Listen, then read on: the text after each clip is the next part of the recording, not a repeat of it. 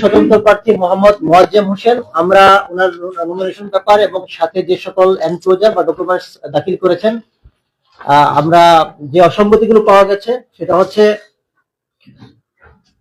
উনি যে স্বতন্ত্র প্রার্থী হিসেবে 1% ভোটারের যে পরিমাণ অ্যামাউন্ট দরকার ছিল উনি সেটা সাবমিট করেছেন। আমরা এই জন্য ওনারটা আমরা দৈবচরণের ভিত্তিতে যেগুলো র্যান্ডমলি চেক করব সেটা নির্বাচন কমিশন আমরা পাঠিয়েছিলাম। আমি আরেকটু কম্পেয়ার করতেছি যে ওখানে যে আরেকটা প্রার্থীর যিনি স্বতন্ত্র প্রার্থী দাঁড়িয়েছেন একে, উনি কিন্তু টোটাল 1% যে অ্যামাউন্টটা এটাই উনি সাবমিট করেনি, যার ফলে আমরা এখান থেকে ওনারটা ঢাকায় পাঠানোর, নির্বাচন কমিশনে পাঠানোর প্রয়োজনীয়তা আমরা বোধ করিনি, যেখানে আমরা সরাসরি ওনাদেরকে বাতিল করেছি। আর উনি প্রয়োজনীয় সংখ্যক দিয়েছেন, দেওয়ার পরে নির্বাচন কমিশন থেকে দৈবচরণের ভিত্তিতে যে 10 জন ভোটারের তারা সত্যায়ন করেছে কিনা, স্বাক্ষর করেছে কিনা, এটা ক্রস চেক করার জন্য আমরা চেক করেছি। 10 জনের মধ্যে 7 জন বলেছে আমরা এখানে স্বাক্ষর করিনি।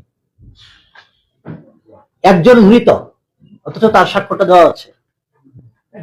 আর আরেকটা নাম্বারে, ওই নাম্বারে ভোটার পাওয়া যায়নি।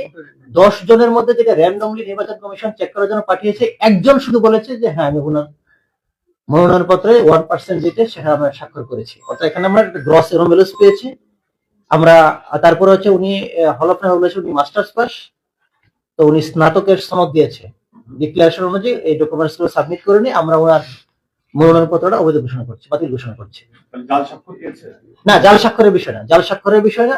বিষয়টা হচ্ছে যে 10 জন স্বাক্ষর দিয়েছে, 10 জন স্বাক্ষর দিয়েছে, তো এখন ওখানে স্বাক্ষর আছে, বাট আমরা যখন ফিজিক্যালি দৈবচরণের ভিত্তিতে যে 10 জনকে চেক করার জন্য ইলেকশন কমিশন আমাদেরকে চিঠি দিয়েছে, এই 10টা সিরিয়াল চেক করেন।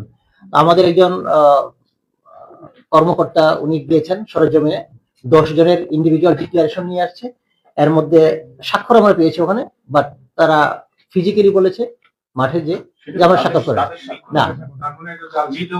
আমি এখন জাল স্বাক্ষর বলতে আমি এখন ওই ফরেন্সিক টেস্টে পাঠালে আমি কনফার্ম হবো, বাট তারা বলেছে আমরা স্বাক্ষর করিনি। হ্যাঁ, একজন আছে মৃত, তো তার স্বাক্ষরটা দিয়েছে। তো আরেকজন, ওই 10 জনের মধ্যে যে 10 জনের লিস্ট আসছে নির্বাচন কমিশন থেকে, একজন শুধু অ্যাডমিট করেছে যে হ্যাঁ আমি স্বাক্ষর দিয়েছি।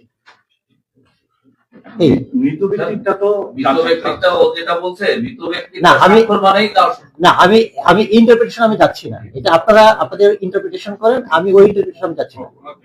এই গ্রাউন্ডে আমরা ওনার মনোনয়নপত্র আমরা অবৈধ ঘোষণা করছি। তো আমাদের এখানে 5 জন